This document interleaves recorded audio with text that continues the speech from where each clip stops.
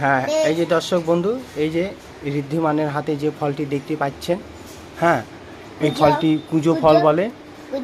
হ্যাঁ, এই ফলটি বিশেষ করে পাখিরাই খায়। হ্যাঁ, আমাদের এই গ্রামীণ অঞ্চলে খুব দেখা যায়। এই ফলটির বিশেষ গুণাগুণ জানি না, কিন্তু রান্না করেও খাওয়া যায়, খায়।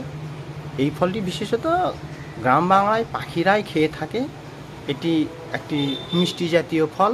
এই ফলের অনেক ঔষধি গুণও আছে। সে সমস্ত জিনিস আমি অতটা ডিটেলস বলতে পারছি না, আমি জানি না, তাই আমি আর কিছু বলছি না। কিন্তু এই গ্রাম বাংলায় এই খরার সময়, হ্যাঁ, খরার সময় এই ফলটা প্রচুর পরিমাণে হয়।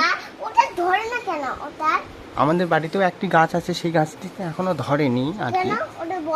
হ্যাঁ, হয়েছে, কিন্তু এখনো ফল দেখা যায়নি। হয়তো এই গাছটাতে তো হয়তো ফল ধীরে তো হয় বা লেট, যাই হোক, সেটা বিশেষ কথা নয়। Thank you, thank you, thank you, thank you দর্শক বন্ধু।